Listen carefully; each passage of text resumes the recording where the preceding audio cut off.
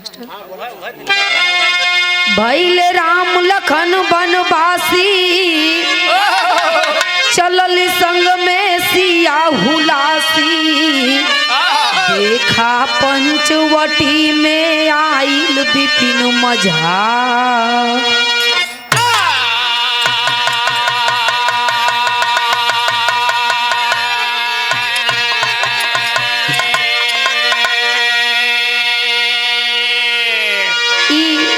समय का बात है बाबा, जौने समय श्री रामचंद्र जी वन में चलल हम बाबा, लेकिन बड़ा ही सुंदर यहाँ भाव मास्टर गजल है आई।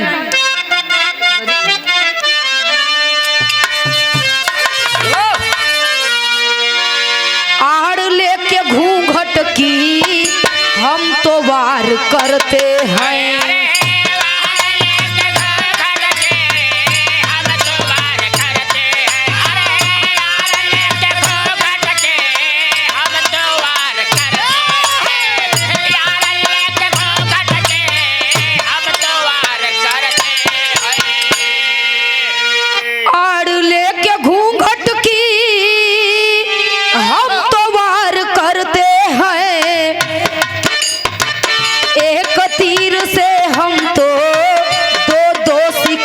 करते हैं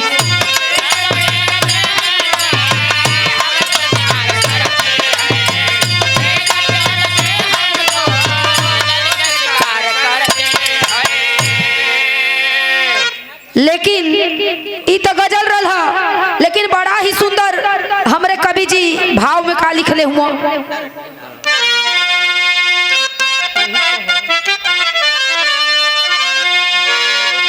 होनी होकर रहती है जो लिखा विधाता है।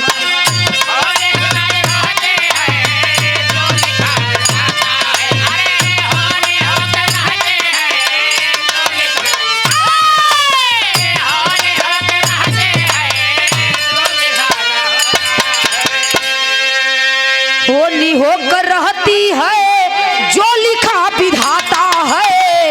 वक्त से पहले किसी को, वक्त से पहले किसी को कुछ नहीं मिल पाता है।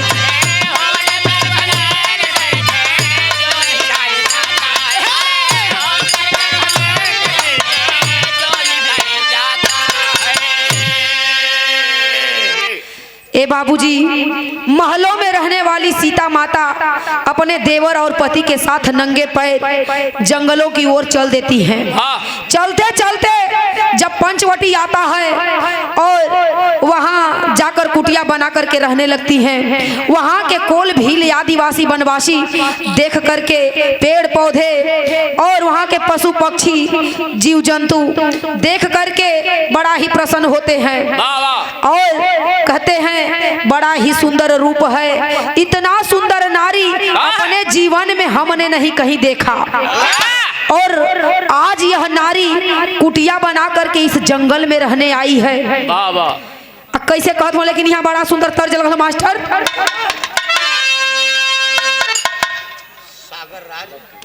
सागर राज उर्फ किशन, यूपी 63 दबंग का सरदार शहर भैया के ओर से क्या 11 रुपए का आशीर्वाद बा।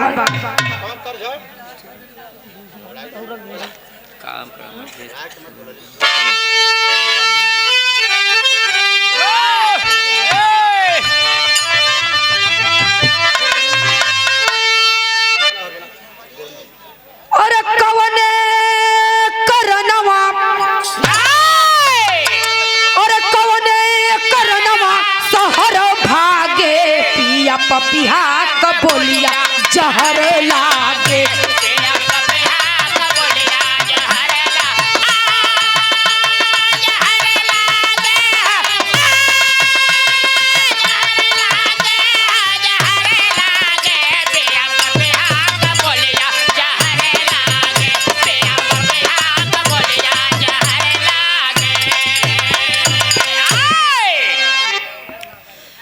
लेकिन चारों तरफ शोर हो गल है कि जेकरे मुहे सुना त राम राम, जेकरे मुहे सुना सीताराम सीताराम।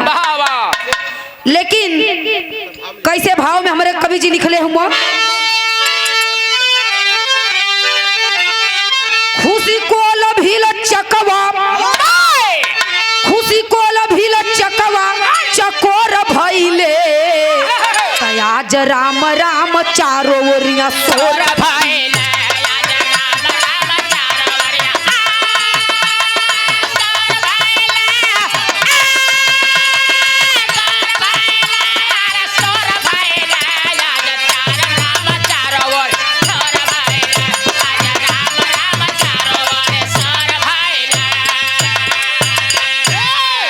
एक दिन सुपन खा सुनली कनवा से बतिया, घूमत घूमत गईली पंचवटी कुटिया।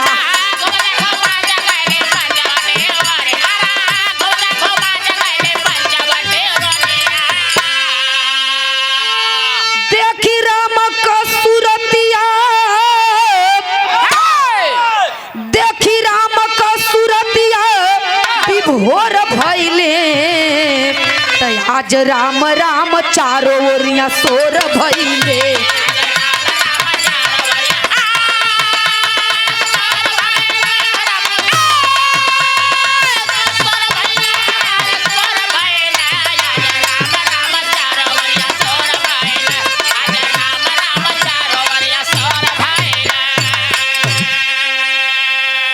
डॉक्टर भाईलाल बीटीसी केवट पुरवा, बड़े भैया आपके ओर से 101 रुपए का आशीर्वाद बा, आपके चरणों में सादर प्रणाम बा, आशीर्वाद को प्रतीक्षा बा। जब राम का नाम सुननी सुपनखा वही जंगलवा में चल देहनी उनसे मिले बदे के, और जब जाय के देखली तक सोचे लगनी कि इतना सुंदर काश, मने मने विचारे लगनी कि काश ही हमार हो जैते। ऐसा मर्द ना आज तलक देखली।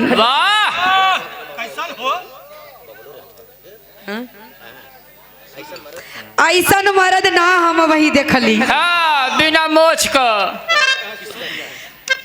कि पहले ही चदरा तान के सूत जा। कौड़िया अस्पताल बनौले हैं तो हम लोगों का व्यामी बात ना कहो मर्दन का बात करते भैया उनका तो जब सोच लेनी देख लेनी तो मने मने विचारे लगनी खूब कि इतना सुंदर मर्द पहली बार जंगल में देखत हई, काश ही हमार हो जैते। तब सोच लेनी कि कौने विधि से ही हमार होई हम, बड़ा सुंदर रूप बना के और जंगल में चलल हई राम जी से मिले बदे के। यहाँ तर जंगल मास्टर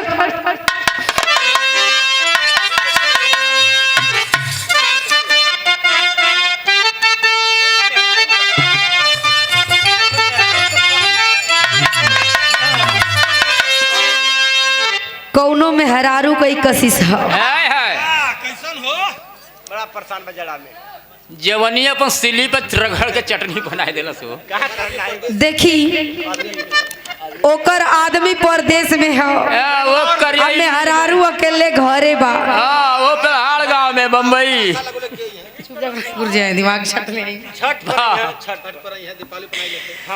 जब सोच ले बा कि अइबे करिया आज ना तो कल अइबे करिया, लेकिन उनके फोन कैले बा तब फोन कैले बा तो कहले बा उनसे कैसे ओरहना देले है।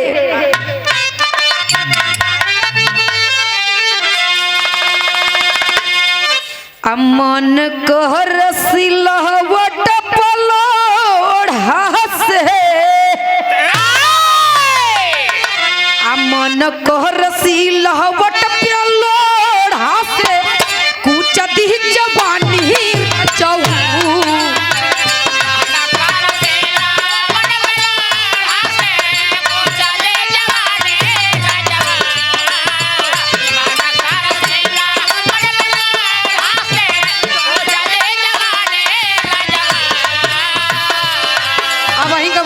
लगत है तब उठला हाँ मन कर सिलहवट पे लोढ़ा से पूछ दी जवानी रजऊ कौन सवत संग काट तार चानी लगा के मच्छरदानी रजऊ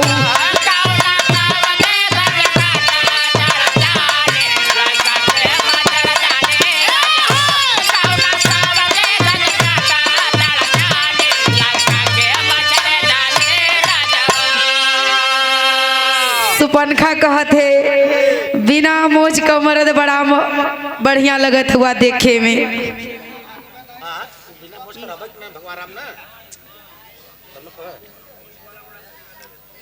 विंध्या स्टूडियो पोस्ट प्रोफेसर चश्मा दही का अपन प्रोपाइटर शीतल यादव हमारे स्टूडियो में ऑडियो वीडियो फ्री में रिकॉर्डिंग होता है। देखिए जब भैया जके रिकॉर्डिंग करावे के तो चल चलब जा हमारा बबलू भैया का मुकाबला जो आज होता है कल छोड़ दिया चैनल पर नेट। अच्छा हमार और बबलू भैया का जौन रिकॉर्डिंग होता वो भैया कल अपने चैनल से छोड़ दी हम और भैया के धन्यवाद और उनके ओर से 101 रुपए का आशीर्वाद बा। भैया के चरणों में सादर प्रणाम आशीर्वाद का प्रतीक्षा बा। लेकिन कैसे सुपनखा कहले हैं तोहरे हम सवरी सुरतिया पर तोहरे हम सवरी सुरतिया पर भइल बहनिया दी रचऊ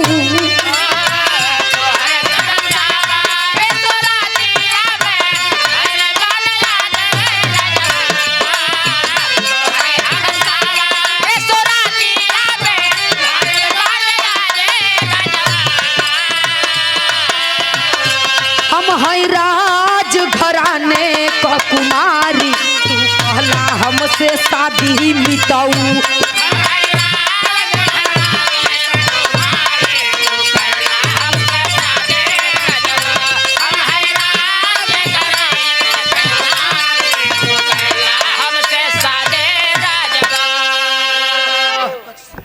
सुरेश बरकत से भैया के ओर से 51 रुपए का आशीर्वाद बा। भैया के चरणों में सादर प्रणाम आशीर्वाद की प्रतीक्षा करती हूँ।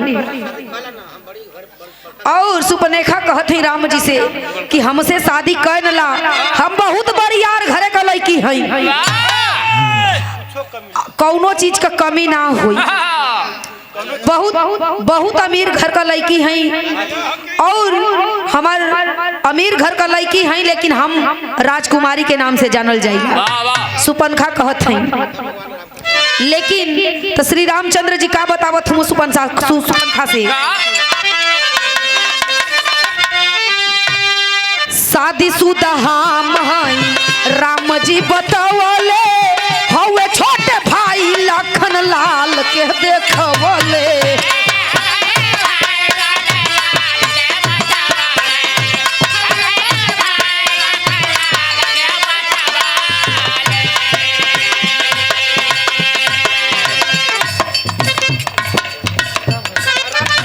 श्री रामचंद्र जी कहत हम कि हमार तो शादी हो गई उहे बचल हम उन्हीं के जाए के उनसे पूछला कि तोहके ऊ पसंद हुआ तू उनके पसंद हो कि ना हो जाके इहो पूछला तो कैल का पाही के इशारा लखन लाल लिहले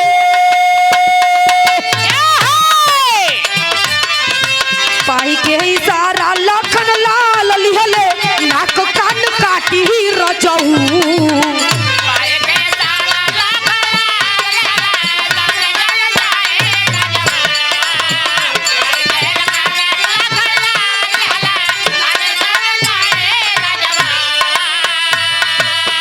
पाही के इशारा लखन लाल लिहले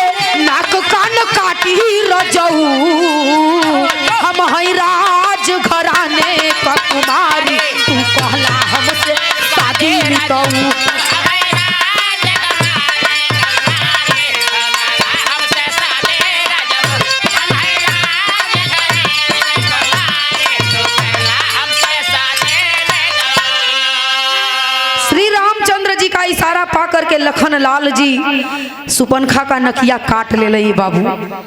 और जब नाक काट लेते हैं सुपनखा रोती हुई खरदूसर के पास जाती है, सारी बात रो रो करके खरदूसर से बताती है कि भैया दूठे मनई आल हम यही जंगलवा में हम घूमत घूमत गईली हाँ, लेकिन ए भैया हमार कौनो गलती ना रहा, हमार नकिया या कनवा काट ले हंस। इतना बतिया सुनला खरदूसर तो गुस्सा में लाल हो गए बाबू। जब गुस्सा में लाल हो गई तो कैले का मास्टर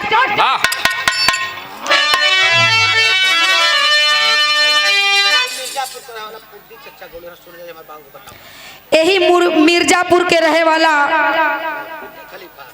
पुद्दी खलीफा चाचा गौले रहना ई गीत के बतौल से हमारे बाबूजी और हमारे गुरुजी।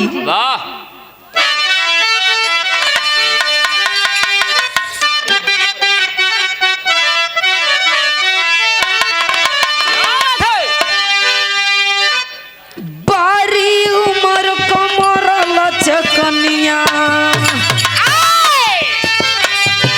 बारी उमर कमर लचकनिया, गोरिया भरे निहुर के पनिया, गोरी के झूले झूलनिया।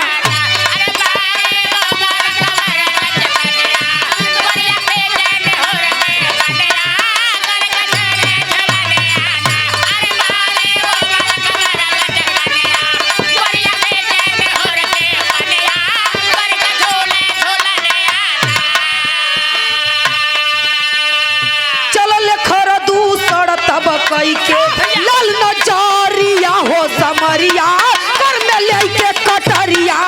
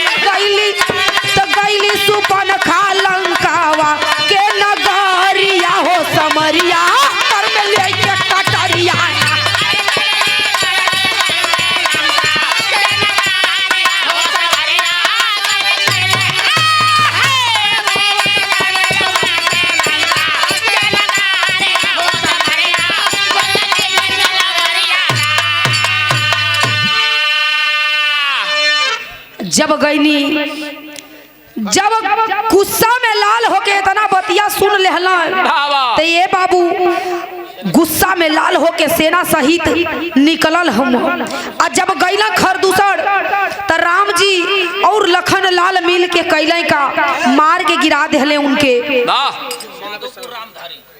माधोपुर रामधारी भैया के ओर से 51 रुपए का आशीर्वाद बा। भैया के चरणों में सादर प्रणाम बा और आशीर्वाद का प्रतीक्षा बा। और खरदूसर भी मार गई ना, उनकर सेना भी मार गई। वहां से तब सुपनखा जान गई कि तो सबके मार के गिरा देहल। तब वहां का रोवत गईनी लंका में लंकेश्वर के पास। जब गईनी रावण के पास सारी बात रो रो करके लंकेश्वर से बताती है सुपनखा। जब गैल बाणी तो कहली कि ये भैया खरदूसर भैया गईला हाँ, उनहू के जान से मार देहला। पूरा सेना पार्टी गई रहे, उनहू के जान से मार देहले। अये भैया उ दुइया गो मनई पूरा पार्टी खत्म कर देहलस, पूरा सेना समाप्त कर देहलस। ई बतिया कहले बाण।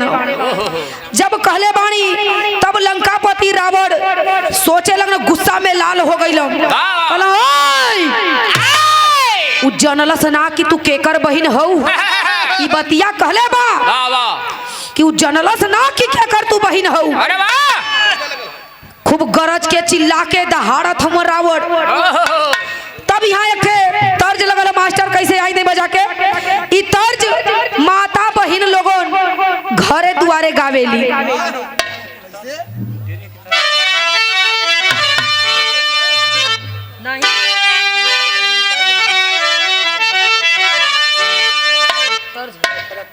तर्ज है मास्टर। तो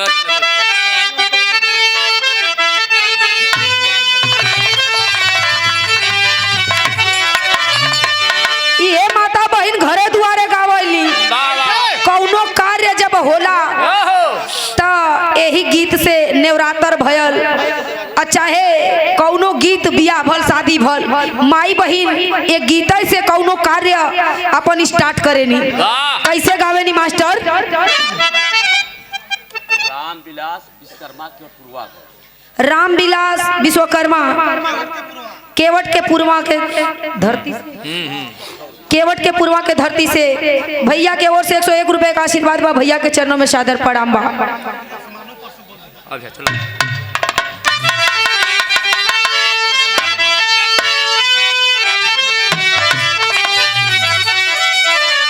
कैसे माता बहन लोगन गावे नी अपने घरे दुआरे ही गीतिया।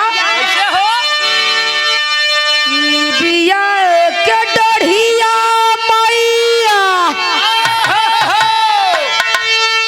निबिया के डढ़िया मैया नावली झलुआ हो की झूली हो झूली ना, हो की झूली हो झूली तो बहनी गावे गीतिया हो की झूली हो झूली ना।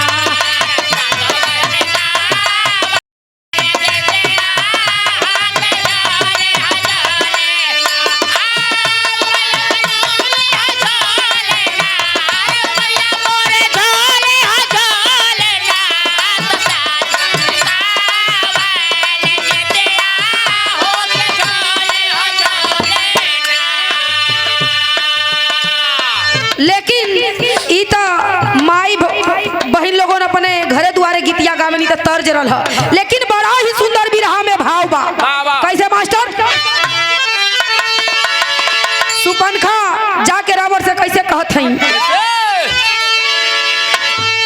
अहिली सुपनखा जब, अहिली सुपनखा जब लंकेश्वर के भवनवा मनवा पाउर भइले ना, हो मनवा पाउर भइले ना, कटले हमरो नकिया कनवा मनवा पाउर भइले ना।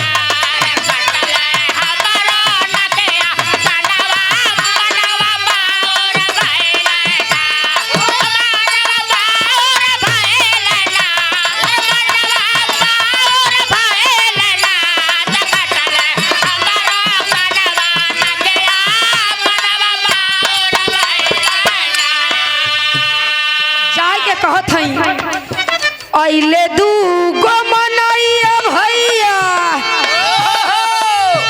अइले दूगो मनैया भैया पंचवटी बनवा मनवा पाउर भइला ना, मनवा पाउर भइला ना, संग में सुंदर एक जननवा मनवा पाउर भइले ना।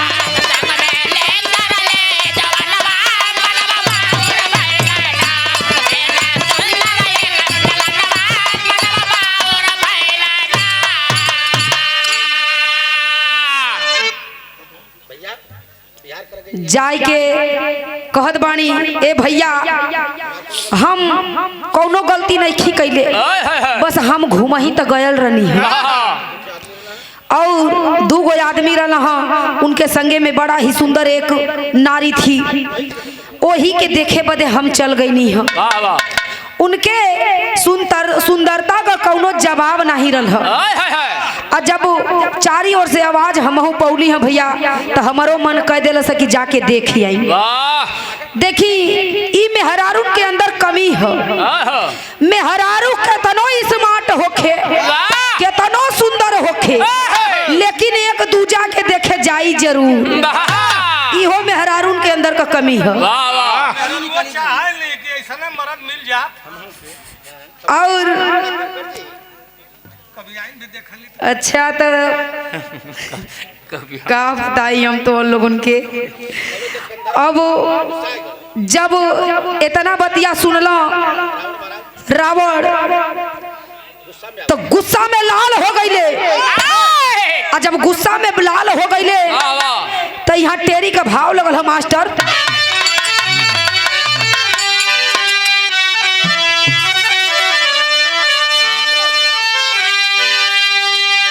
और सागर में ज्वार भाटा आ गया, और सागर में ज्वार भाटा आ गया। गर्जा 10 कंधर ध्वनि गूंज गई, बादर में हो बादर में हो बादर।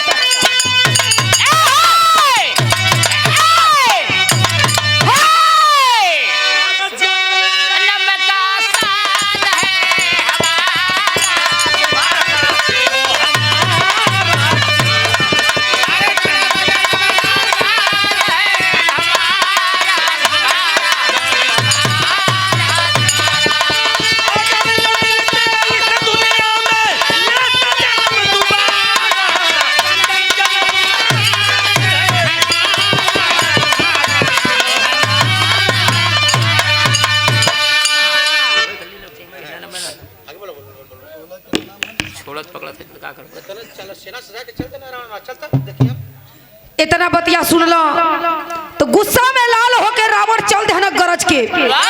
ये भैया सब जानेला कि रावण जब अपने समय में गरजे तो धरती आकाश पाताल पूरा हिल जाए। और कितना महिलन का गर्भवती महिलन का ना जानकारी गर्भवती महिलन का सुनले हैं देखले त ना बानी जा कि जब वो गरजे तो गर्भवती महिलन का बच्चा गिर जाए। इतना उनके आवाज में दम रह। कहाँ गए ना गुस्सिया के बहुत गुस्सा में लाल होके चलल हमर रावण। या पपट का भाव लगल मास्टर।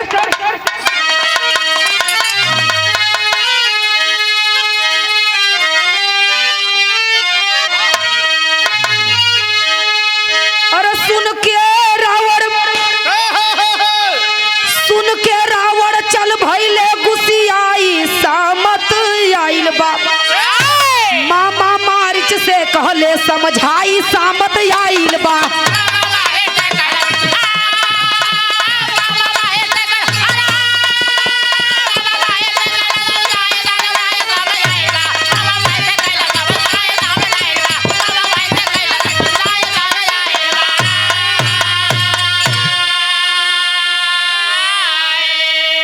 मामा मारिच छल कई के सोने का बने हिरनवा हो। रावण बन के भिख मंगा सीता का किए हरनवा हो। अरे लंका में जब आईली सीता माई सामत आइल बा। अशोक वाटिका में दिहले बैठाई सामत आइल बा।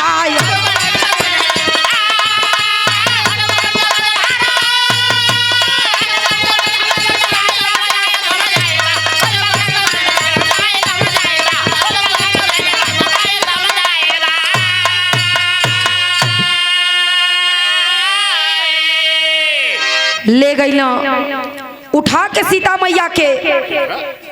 जब उठा के सीता मैया के ले गल हम लंका में, तब ले जाए के अशोक वाटिका में बैठा दे ये बाबू। कि जब बैठा दिले हम तब मंदोदर समझावेली, लेकिन उनकर भी बात ना माने लो। तब हर भगवान श्री रामचंद्र जी खोजत बाणा भालू बंदर के सहायता से उनकर पता लगाई लेना। भगवान तो भगवाने हुआ बाबू, वो तो पता लगाइए न ली है, आज लगा में चाहे काल लगा में, लेकिन पता लगा लेना श्री रामचंद्र जी सीता मैया कहाँ है। जब पता लगौला तो का कहना मास्टर। आल्हा का भाव लगल मास्टर।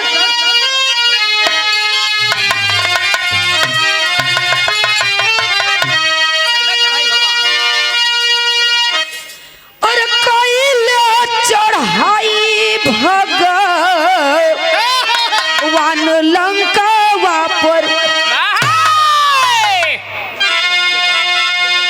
जेकर से न रहले भालू बंदर सिरी माँ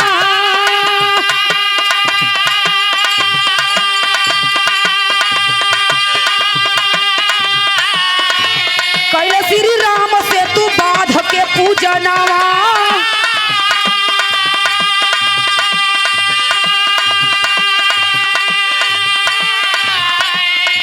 लंका में जाई के मचौले घमसान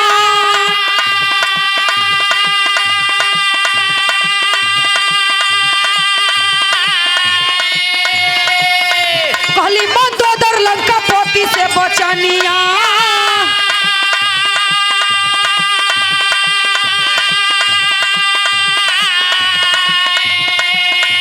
अपने जे बोलावा पर करला गुमान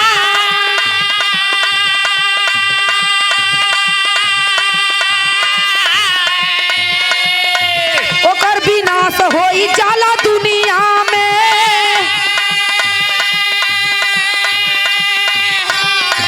दूसरे के नारी के जे करे अपमान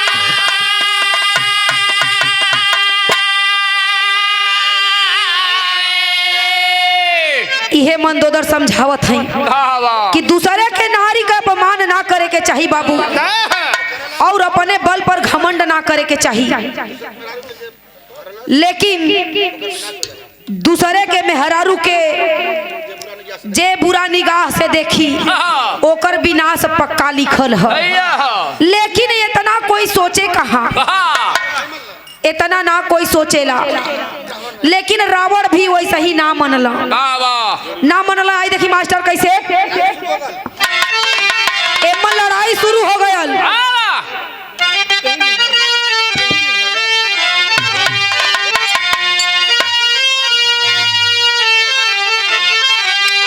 अरे 9 दिन राम रावण कैले लड़ैया अरे 9 दिन राम रावण कैले लड़ैया 10वें दिन रावण बध जाने ला जहान बाबू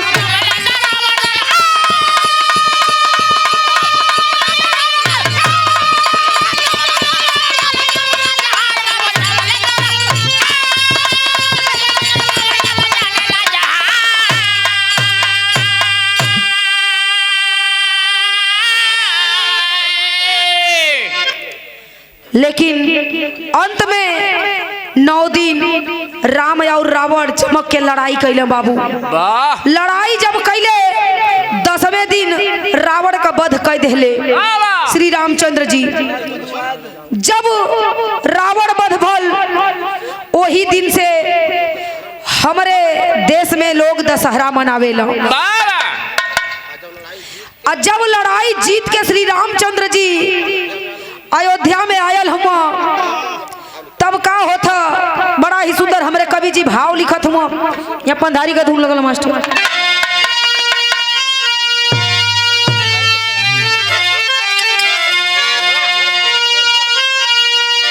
अरे 10वें दिन 10 कंधर मरनवा भइल अरे 10वें दिन 10 कंधर मरनवा भइल वही दिन से शुभ दशहरा पूजनवा भइल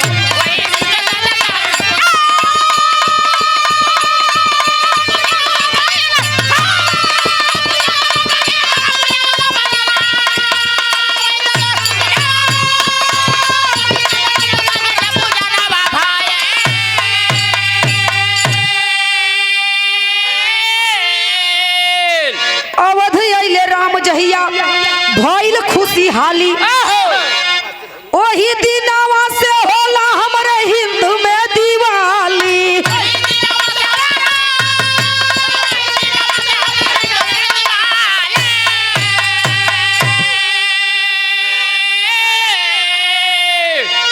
दीप जलल बा अवधपुरी में दीप जलल बा अवधपुरी में बिहनवा भइल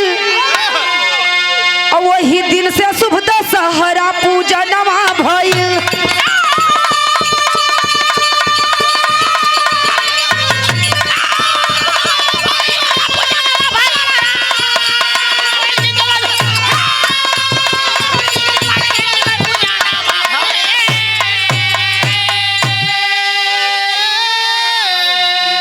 देखी जा काल दिवाली मनावल गई वही के उपलक्ष्य में ही हमार बिरहा रहल ह। जब श्री रामचंद्र जी रावण का वध करके अइले अयोध्यापुरी में, तब खुशियों से लोग ने दीप जला के उनकर स्वागत सम्मान कैले और ओही से दिवाली मनावल जाले। अब आखिरी लाइन है हमारे गुरु घराने का परिचय।